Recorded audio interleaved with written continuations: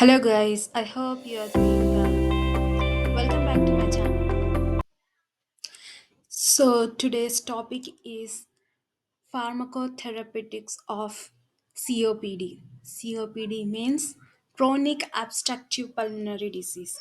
So in this section I'm going to cover the topics are definition, causes and symptoms, its pathology, diagnosis, pharmacotherapeutics, disease related patient counseling, drug related patient counseling, and the important points for competitive exams such as OPERA, NAPLEX, DHA, MOH, and all any other competitive exams such as GPAT.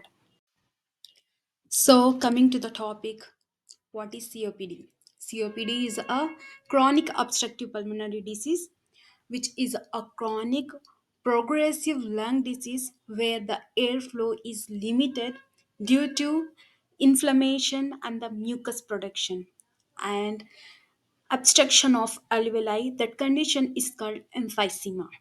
So, the symptoms commonly seen in the patients are breathlessness, chronic cough, excessive mucus, and wheezing. And the major risk factor for causing COPD is a chronic smoking, and the causes includes the exposure to the air pollution, occupational dust, and genetics. Genetics, especially AAT deficiency. So coming to the pathology, it includes the different steps where first of all the chronic obstructive pulmonary disease is caused due to inflammation in the airways which leads to the swelling, and second is the mucus hypersecretion. If there is a increased mucus hypersecretion, then it will lead to blockage of the airways, and the loss of alveolar elasticity, that is the trapping of the air, and reduced gas exchange, low oxygen and high carbon dioxide. If you are in the air pollution area and there is a high amount of the carbon dioxide and the low oxygen, then it will lead to the reduced exchange of gases, and there leads to the decreased increased shortness of breath. And next is the lead to dyspnea. Dyspnea is shortness of breath, which means shortness of breath, frequent exaberation and progressive decline.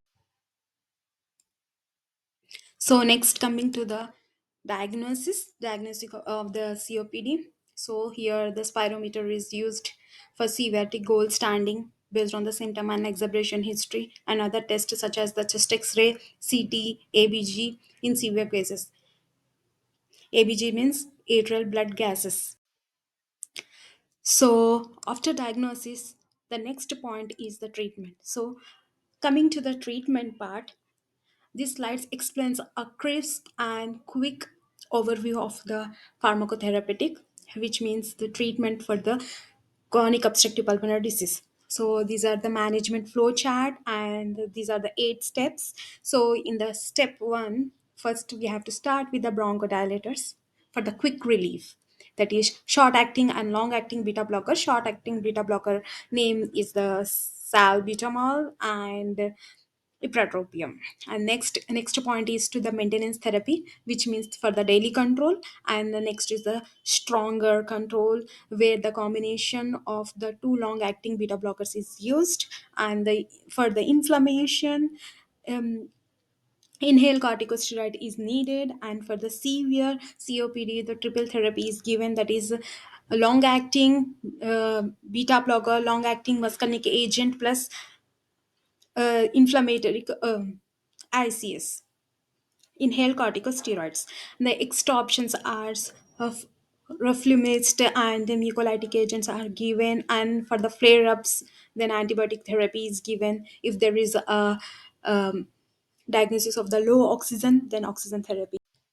So, guys, I have given a quick uh, overview for the pharmacotherapeutics of the COPD. Now, coming to the main the treatment steps, how we have to give the treatment. First, we have to open the airways by using the bronchial dilators and reducing the inflammation by giving corticosteroids and decrease the symptoms. If there is any infection or if there is any flare up, then give an antibiotic treatment. So in this slide we are going to learn about all the main treatments and the steps which we have previously discussed. Here, the bronchodilator, which is the main treatment.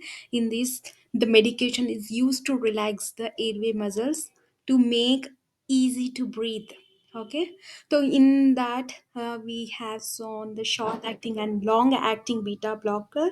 So first we are going to see about the short acting beta blocker. We can uh, SABA, that is for the quick relief. It includes salbutamol. Short-acting muscarinic agent is ipratropium, which is used to relieve the symptoms or sudden breathlessness. So coming to the long-acting bronchodilators, which is used for the daily use to keep the airway open. So the examples include the formoterol, salmeterol, idacatrol. And the long-acting muscarinic agent include ipratropium, glycopyrronium, and eclidinium. So the long-acting muscarinic agent is considered most effective for the COPD because it reduces exacerbation. So in the next slide, here the next step, the combination of inhalers and inhaled corticosteroids, and the next is fourth is PED4 inhibitors. So in this slide, I am just focusing on the main combination of the inhalers, which is mostly used for the exam purpose only. So here you have to remember about the combination inhalers, which is the LABA and LAMA, which is used for most effective for moderate to severe COPD. So this examples include tiotropium plus olidatrol and the glycopyrronium plus indicatrol. And the next is the combination is the LABA plus ICS. ICS means inhaled corticosteroid, and which is given for the patient who are having the frequent flare-ups or high eosinophil count. For example, formoterol plus budesonide and the salmeterol plus fluticasone. These are the inhalers available. And the next is a triple therapy where the condition is a very severe and there is a repetitive exacerbations. In this condition, the fluticasone plus imidacloprid plus vilantrol is given in the combination. And the next is the inhaled corticosteroid. Inhaled corticosteroids are given for the selective patients because it to reduce the inflammation. Examples are budesonide and fluticasone, and you have to remember these examples, which is used only when needed. So only when needed, and because they increase the pneumonia risks. And then next is the PED4 inhibitors for severe COPD with chronic bronchitis. So here roflumilast is used, which reduce the inflammation and help to prevent flare-ups. So now fifth step is mucolytics. Mucolytics is used to thin the mucus so it is easier to cough out. Example, an acetylcysteine and carbocysteine, which is help in the chronic productive cough. The next is the antibiotic treatment. It is used during infective exacerbation only. Common choices are azithromycin, amoxicillin plus clavulanic acid.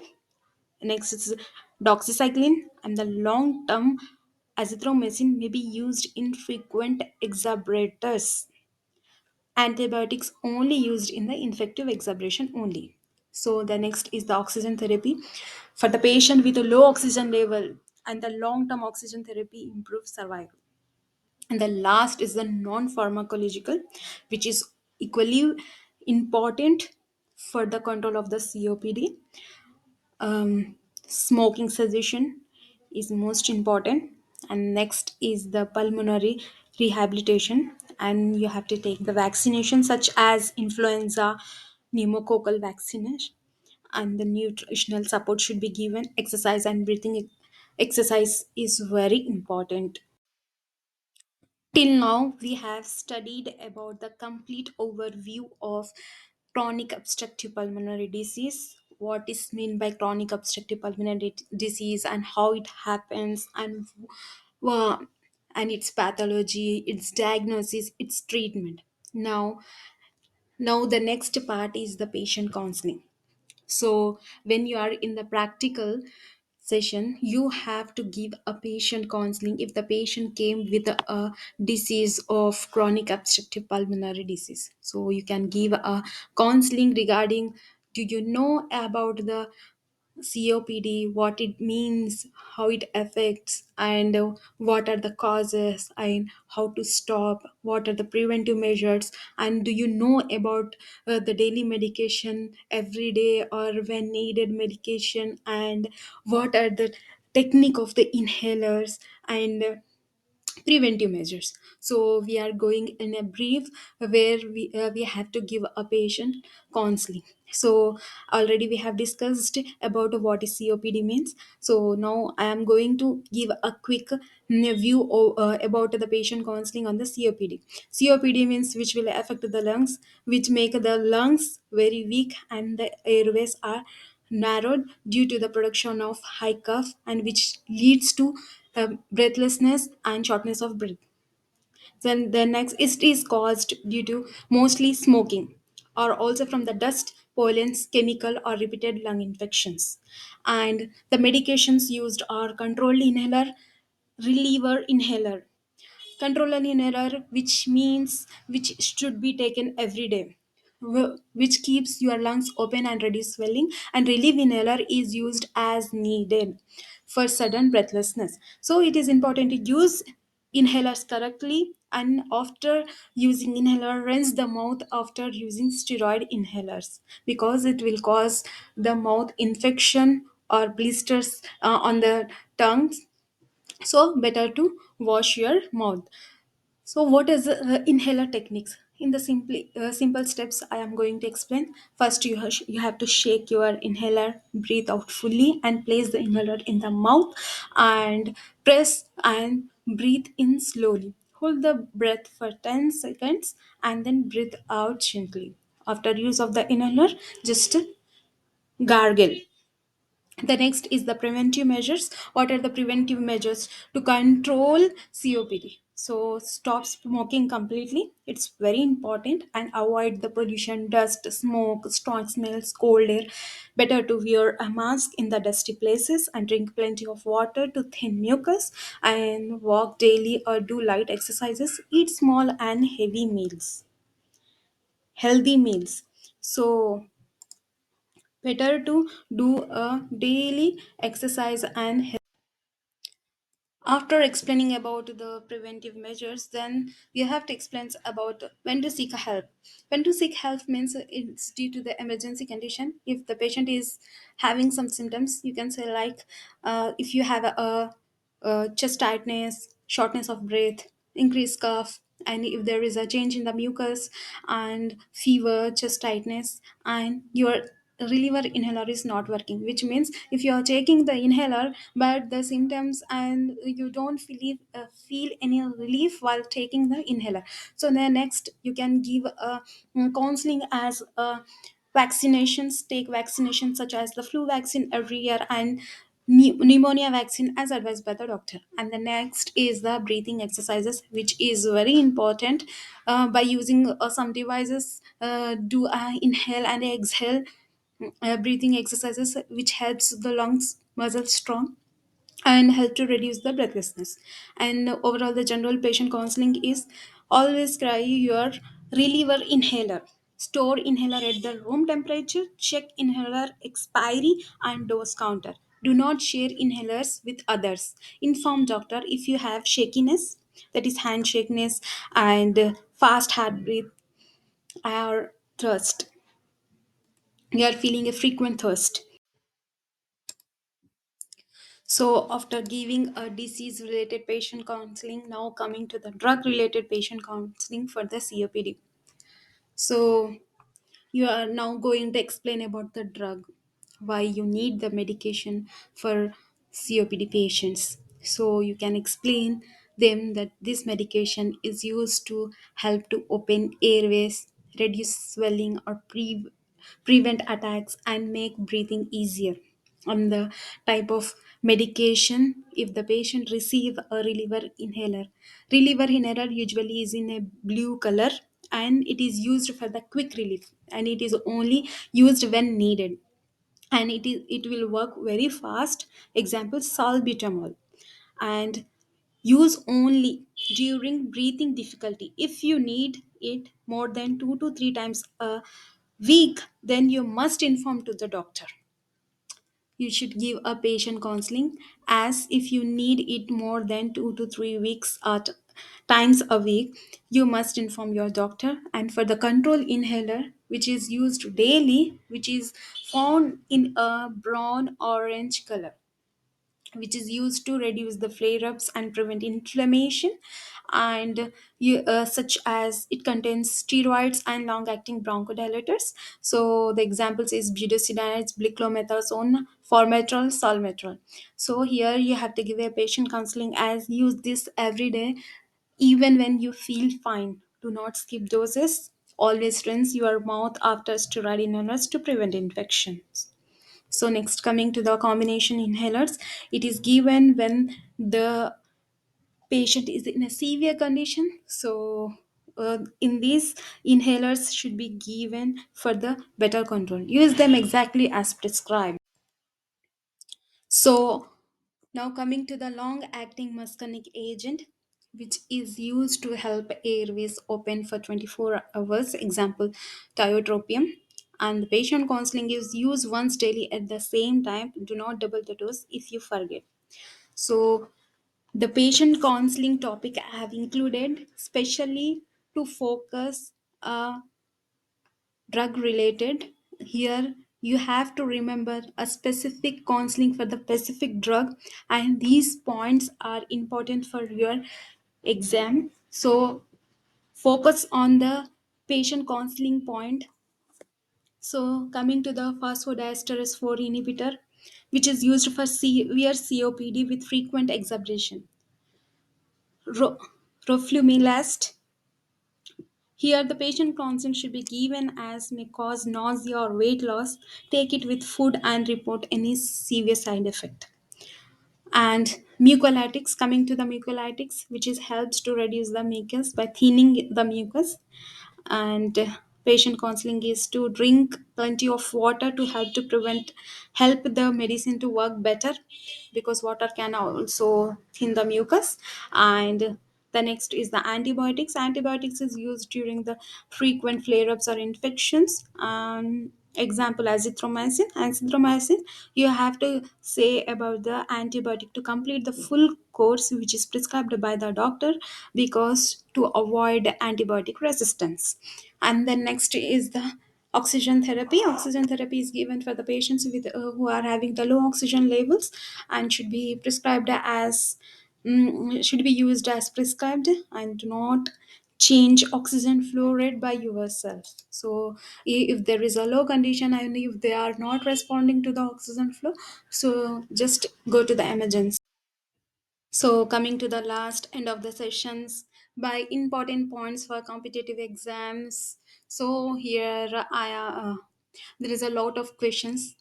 All the topic which I have covered from the starting to the end, till the patient counseling, all are the important. I have focused mostly on the competitive exam points by highlighting the blanks in a bold color, in a bold.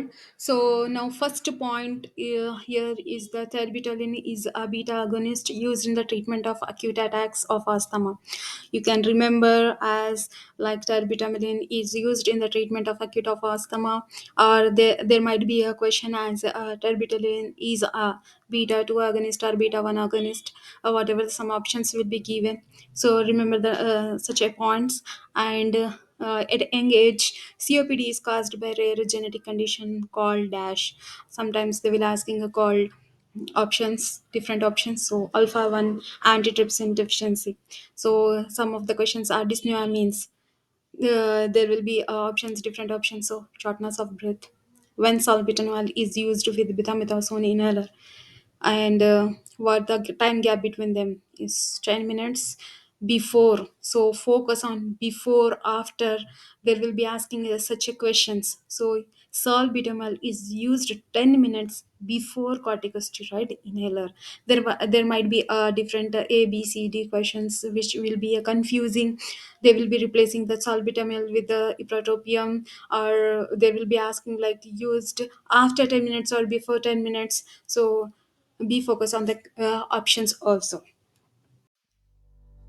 If you like and subscribe my channel, I will be making more interesting videos with an overview covering from the pharmacotherapeutics to the competitive exams, and not only the competitive exams, I am covering the general exams which go on by written by you people like B Farm, Farm D, D Farm, M Farm, whatever the degrees, mostly focusing on the pharmacy degree.